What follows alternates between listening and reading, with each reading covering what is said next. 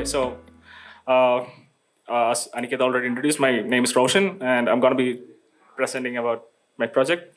It's called config.xyz. So uh, the problem that many of us must have faced is that whenever you create an social media site or an application, I mean, whenever you sign up to an application, you'll be basically going through the same steps of configuring your user settings every time, like your display name or avatar and notification preference and all those things. You'll be setting it up again and again. So and this creates a problem for the developers as well, in the sense that they will be having to reinvent the wheel of what the standard is. Like there's no common standard for what a user setting is currently.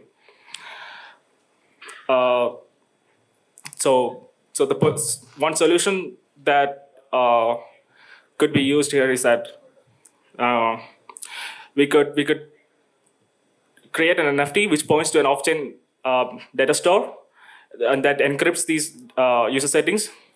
So whenever a user has to, I mean, not whenever, but they could set it up once and then use it for their lifetime. It's like a single-step solution for setting up your user settings. Um, and it's an open standard. Like basically, every other project could use this same standard. It's not the case now, right?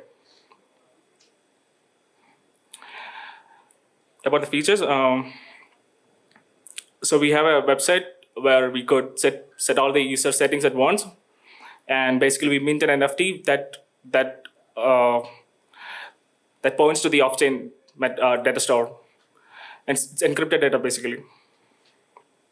We'll be also offering the developer APIs so that new applications could basically import the user settings easily. It's like a website that you have on Twitter or any other page where you enter your details. I haven't added the mint functionality because I need to encrypt the data first before storing it IPFS. So basically, you can't mint an NFT based on your settings now.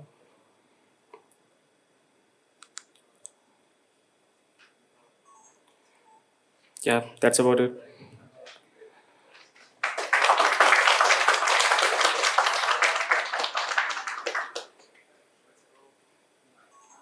Any questions? Any feedback or questions to Roshan? Doesn't like a Google autofill or like something similar do the same exact thing? Yeah, but we don't have anything equivalent in Web3, right? There's no standard in Web3 as to how a user setting would look like. Even for DAOs, basically when you sign up, let in new users, you don't know what details you need to get from them, right? There's no common standard. Yeah, but like in a DAO, doesn't that you don't want to give in most of your details out?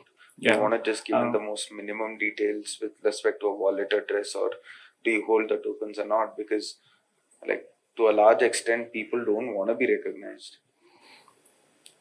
That's true for certain DAOs, but there could be use cases where you need to get details from the user, right? Even if it's a social media site, then you need.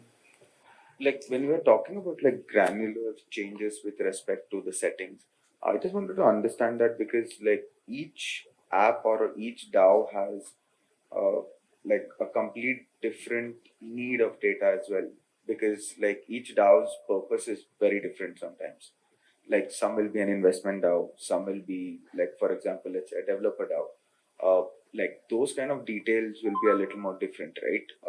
Like for example, on a developer DAO, I'll be collecting the GitHub profiles, but with respect to an investor DAO, I'll collect probably KYCs.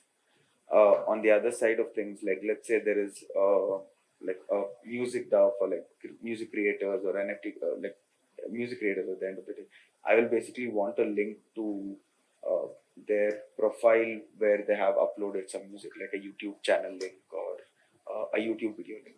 So, how are you going to incorporate that? So right now it's it's a common standard where certain features are available, and if you need additional features, or if you don't want any feature, you could basically make changes according to that.